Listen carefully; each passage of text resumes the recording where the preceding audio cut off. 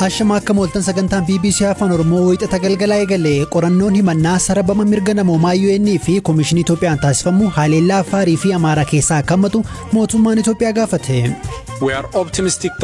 Argannoon qorannoo qaamolee lamaanii kun waan raawwate ifatti hubachuuf akkasumas badii raawwate jedhamee gabaafameef itti gaafatamni akka jiraatu nutumsa jennee yaadna. Gabaasa bal'aa qabna. Amnesty International Masriin koolugaltoota Eertiraa biyyatti akka hin deebisne gaafachuu atileetiin Itoophiyaa maaraatoon injifate sababa kophee kaawwateen qabxiin isaa duraa qameera. Maaltu ta'e? Kopheen mataan isaatu itti ulfaata malee wanti isa gargaaru hin jiru. Maal godhuu danda'a? Dogongorri uumameera dogoggora immoo duubatti deebisuu hin dandeessu. Taalibaan lammiilee nagaa ajjeesuusaaf ragaan argamuu fi kaanis jiru ammayyuu taana isiniif dhiyeessa. Mootummaan Itoophiyaa qorannoon himannaa sarbama mirga namoomaa Tigraay keessa dhaabbata mirga namoomaa UN fi Komishinii mirga namoomaa Itoophiyaa waliin taasifamaa jiru haleellaa tibbanaa naannoo Amaaraa fi Affaar keessa taasifame akka hammatu gaafate. Guyyaarraa Jenevitti qaamolee lamaan qoranicha adeemsaa jiran mana maree mirga namoomaa UN'if waan ragaan ifoomsaniiru. Komishinarri mirga namoomaa UN Michel Bachelee baatiiwwan 11 darban gabaasawwan isaan bira dhaqqabaa turee fi waan ragaan ibsaniiru. Gabaasi guutuus torban muraasa booda akka gadhiifamu ibsan. Gabaasni waliigalaa jalqaba baatii sadaasaa 2021tti gadhiifama. Ta'us sarbamni mirgoota namoomaa galmaa'ee akka jiru ifaadha. Haleellaa namoota nagaa seeratti otoo hin dhiyeessin ajjechaa raawwachuu, dararaa akkasumas gudeeddii dubartoota hamaa fi gareen taasifamu kan saalaa fi saba isaanii irratti xiyyeeffatetu adeemsifamaa ture. Mootummaan haleellaa saalaa kana furuuf kutannoo agarsiiseef beekamtii kennuun barbaada. Tarkaanfiin fudhatamee bu'aan argama jedheenis abdadha. Mootummaan Eertiraas sarbama mirga namoomaa loltoonni isaa naannoo Tigraayitti raawwatan irratti itti gaafatamummaa akka mirkaneessu waamicha dhiyeessa. Tigraayin alatti waraana saboota gidduutti dhalatu dhaabuun barbaachisaadha. Furmaanni isaas waraana ta'uu hin qabu. Komishinarri Komishinii mirga namoomaa Itoophiyaa Dr. Daani'el Baqqalaa gama isaaniin ragaa walitti qabamuu fi si'achi xiinxallii fi furmaanni akeekamuu akka qophaa'u ibsan. Dabalanis furmaanni ijoo rakkoo kanaa kan argamu lammiilee Itoophiyaa irraati jechuun dubbataniiru. If Ethiopia's international partners trying to address the human rights crisis are to have a meaningful and constructive role, yoo michoonni alaa Itoophiyaa rakkoo deeggarsa namoomaa fi mirga namoomaa Itoophiyaaf furmaata hiika qabu fiduu fedhan yeroo hundaa seenaa fi rakkoo siyaasaa kana sirriitti baruu qabu. Hawaasni idil-addunyaa fi miseensonni mana marichaa rakkoo lammiileen Itoophiyaa argaa jiran kana dhaabuu keessatti shoora olaanaa kan qaban lammiilee Itoophiyaa akka ta'an hubachuu qabu. Kallattiin siyaasaa sirrii ta'e kamuus ta'e sababni kamuu rakkoo dhala namaa irratti ga'ee fi uummanni akkasumas biyyattiin yeroo waraanaa kana arganiif deebii quubsaa ta'e kennuu hin danda'an. The human suffering we have lived through other people and as a country during this war. Waltajjii kanarratti waamichi taasifamee fi kan argaman abbaan alangee federaalaa Itoophiyaa Dr. Geediyoon Ximootiyoos qorannoo qaamolee waloon taasifame akka mootummaan fudhatu ibsaniiru. Walaba akka ta'uuf immoo gabaasichi otuun gadhiifamiin dursee galagalchi argannoo argame akka isaaniif ergamuu fi isarrattis deebii akka kennan gaafataniiru. Haa ta'u malee jedhan Dr. Geediyoon haleellaa finciltoonni Tigraay Amaaraa fi Affaar keessa raawwatan jedhaman qorannicha keessa dabalamuu dhabuun qorannicha guutuu hin taasisu jechuun ibsaniiru. We are optimistic that the finding of the joint investigation would help provide clarity and be of assistance in the effort to ensure accountability. Argannoon qorannoo qaamolee lamaanii kun waan raawwate ifatti hubachuuf akkasumas badii raawwate jedhamee gabaafameef itti gaafatamni akka jiraatu nutumsa jennee yaadna.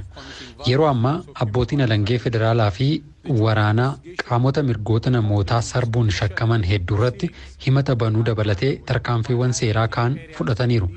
Qorannoon waloo adeemsifamaa jiru bakkeewwan hin qoratamnee fi xiyyeeffannoo argachuu qaban itti dabaluun adeemsa itti gaafatamni akka jiraatu taasifamaa jiru tumsuu danda'a. Haa ta'u malee qorannoo waloo rakkoo guutuu hin ibsu. Akka hubannoo keenyaatti qorannichi haga labsii dhukaasa dhaabuu gartokkee mootummaan federaalaa labseetti wantoota raawwatan qofa ilaallata. Kana jechuun sarbamni mirga namoomaa TPLFin naannoo Affaarii fi Amaaraatti raawwate daa'imman garichaan lolarratti akka hirmaatan taasifaman ajjeechaa lammiilee nagaa dhibbaan lakkaa'aman irratti Gaalikoomaa fi Cinaatti raawwate qorannoo kana keessa hin seenne jechuudha. Sababa kanaaf qorannoon waloo komishiniin mirga namoomaa UN fi ka Itoophiyaa waliin taasisan guutuu miti. Kan raawwate hundas agarsiisuu dhiisuu mala. Kunis osoo ta'ee jiru garuu qorannoon kun bakkeewwan rakkoon jiru qaamaan argamuun akkasumas ekspertoota biyya keessaa fi idil addunyaan waan taasifameef ni jajjabeessina. That was done with a robust presence on the ground and a team composed of local and international experts. Himannaa mirga namoomaa waraana Tigraay wal qabatee raawwate jedhame komishiniin mirga namaa fi uummata Afrikaallee kan gamtaa Afrikaa jala jiru qorataa jira. Haa ta'u malee mootummaan Itoophiyaa kana durallee adeemsa komishinichaa qeeqee ture. Guyyaarraas Dr. Geediyoon qorannoon komishinii mirga namaa fi uummata Afrikaan taasifamaa jiru walaba miti amantees hin qabu mootummaan Itoophiyaa siin fudhatu yookiin immoo beekamtiin kennuufii jedhaniiru. Akka isaan jedhanitti komishinichi daangaa qorannoo mootummaan Itoophiyaa dhiyeesse ce'eera. Lammiilee Sudaanitti baqatanii jiran irraa odeeffannoo walitti qabame mootummaan Itoophiyaa kana duras iji shakkiin ilaaluu ibsaa ture. Kunneen ajjeechaa maayikaadiraan akka shakkamanii fi kanneen lolarra hirmaataa jiran akka jiran himata. Gaaffii duratti Dr. Geediyoon gaafataniif Dr. Daani'el Baqqalaa haleellaa Amaaraa fi Affaar keessa jiru dhaabbanni isaanii adeemsa mataa isaan akka qoratu guyyaarraa ibsaniiru. Biyyoonni maree araaratti yaada kennan qorannoo qaamolee lamaanii akka deeggaranii fi yeroo jedhametti akka gadhiifamu gaafataniiru. Kana dura adda bilisa baasaa uummata Tigraay yookiin immoo TPLF komishiniin mirga namoomaa Itoophiyaa walaba miti jechuun irra deddeebiin himataa ture.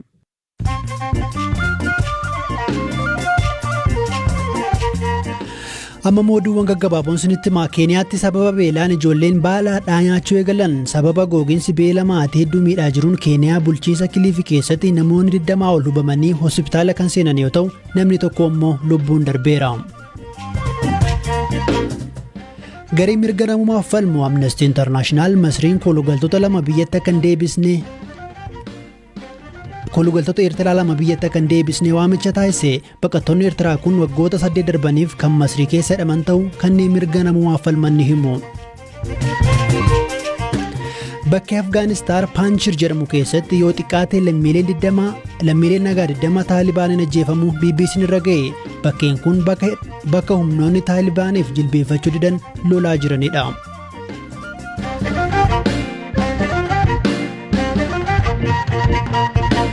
Oduuwwan biraattan ce'a Afrikaa kibbaatti malammaltummaan rakkoo guddaadha. Qorannoon yuunivarsiitii tokkoon dhiyeenya dalagame bara 2014 hanga 2019tti qarshiin biyyattii raandii tiriliyoona 1.5 badeeraa jedha. Namoonni gocha malammaltummaa fi malammaltoota saaxilan garuu eegumsaa fi deeggarsa malee hafaa jiru. Dhugaa dubbataniifis gatiin argatan hin jiru. Gabaasa Pomzaa Filaanii Firaa'ol Balaayinuuf dhiyeessiti. Nageenyi natti hin dhaga'amu. Boomsaaf galli koo akka nama kaanii miti. Yeroo hunda namni wayii kan na hordofu natti fakkaata kanaaf sammuun koo fayyaa miti. Sagalee Moosiiluu Mooteepuu dhageessan Afrikaa kibbaatti namoota malaammaltummaa saaxilan akka isheetu yakka kana ifatti baasa. Biyyattii keessa akka gabaasni qaama farra malaammaltummaa mul'isutti waggoota 8 keessatti gabaasa yakka malaammaltummaa 33,000 keessaa harki 16 qaamota mootummaa hiyyeessaaf tajaajila kennan ilaallata. Dhimuma kanaan wal qabatee pirezidaantiin biyyattii duraanii Jaakob Zuma dhaabbata maatii gubtaa jedhamuun maallaqa saamaa turan jedhamuun aangoorraa akka bu'an mormiin taasifamaa ture. Pirezidaantiin inni haaraa Siriil Raamaafosaa erga dhufanis garuu haanni hin dhaabbanne. Haa ta'u malee warreen malaammaltummaa saaxil baasan jireenyi isaanii akkami? Warreen haqa baasuuf ija jabaatan maaltu irra gaha? Moosiiluun dhaabbata gubtaa jedhamu kan pirezidaantii biyyattii duraanii waliin hidhata qabu mootummaarraa nagahee sobaan doolaara miiliyoonaan lakkaa'amu guurrataa ture keessatti hojii gaggeessitu turte. Yeroon gabaase mootummaan namoota qabee ifa baasa jedhee yaade. Warreen malaammalan irrattis murtaa'ee hidhaa bu'uun se'e. Anis baatii muraasa keessatti hojii argadhee jireenyi iddoo duriitti deebi'a jedheen yaade. Amma waggaa 2 hojii hin qabu. Gatiin isaas kanuma. Namoonni kanneen akka Moosiiluu hojii isaanii akka hin dhabneef seerri eegu jiraatullee qeeqxonni garuu hojiirra hin oolu jedhu. Dhaabbata malaammaltummaa loluu irratti bobba'ee CASAC keessatti barreessaa olaanaa kan ta'e Naadiyoo Lawson yaaduma kana deeggara. Seerri gahaa warreen malaammaltummaa saaxilan eegu hin jiru. Yakka saaxilanii ofii isaanii miidhamoo ta'u. Qaamni walabaa warreen malaammaltummaa saaxilan gargaaru jiraachuu qaba. Mosiiluun nagaan bahanii galuuf sodaachuun ishee akkasumaan miti ragaadhaan kan deeggaramedha. Dhimma malaammaltummaan wal qabatee bara 2015 hanga 2020 namoonni 858 ajjeefamaniiru. Warreen dhimmicha saaxilanis doorsifamuun isaanii itti fufee jira. Abbaan alangee biyyattii namoota kanaaf akkatti of eeguu danda'anii fi gulantaa ittiin of eeggachuu danda'an itti himna malee hammi eegumsaa goonuu fi daangeffamaadha jedha. Sagantaan namoota kana eeguuf hundeeffame waliin hojjechuunis maatiif lubbuu ofii wareeguuf qophii tahuu gaafata. Sodaa fi eegumsa dhabuu kana keessa garuu ammayyuu abdii akka hin kunne Mosiiluun ni dubbatti. Sammuun koo dhukkubsatee hospitaalan ture. Nageenya koo akka duriitti deebi'uu baatus yeroo keessa bayyaannachuun koo hin oolu. Qooda koo raawwadheera. Waan biyyi narraa eegu gochuu kootti gaabbii hin qabu.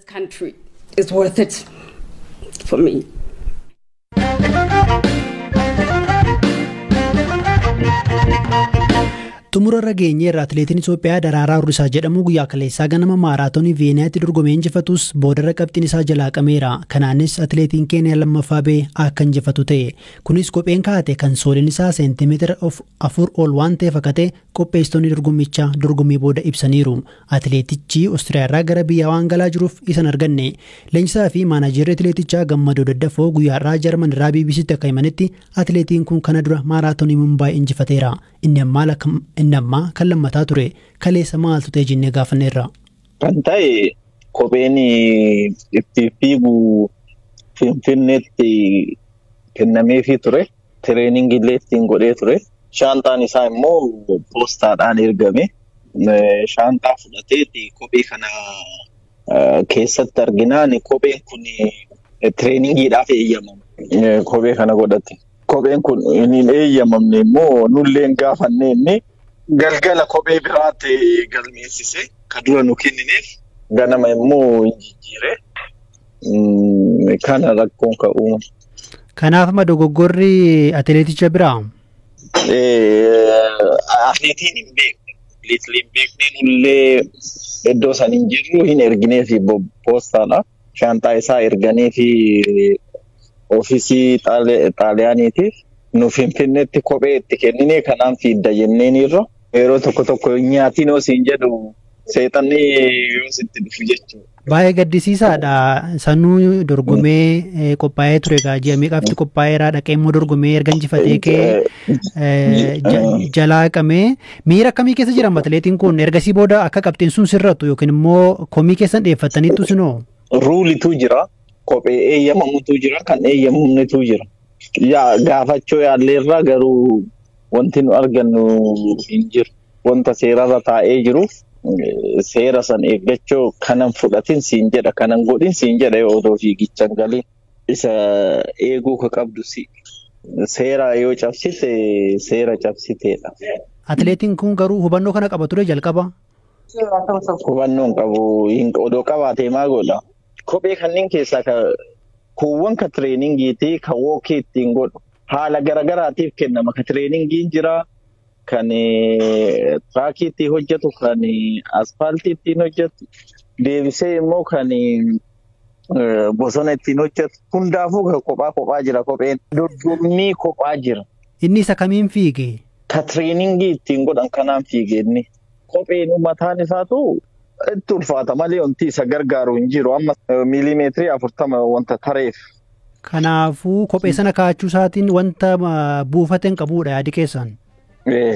Wanti inni buufate hin jiru. Miira akkamii keessa jira? Ulfaataa ku'a.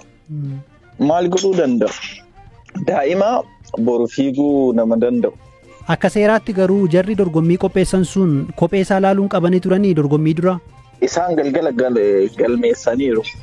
Kophee kana nullee bilbilee gaafanne kophee isaan galchiisan. Dhaggeeffattoota keenya sagantaan BBC Afaan Oromoo har'aa xumurameera. Boroo walitti deebina halkan gaarii.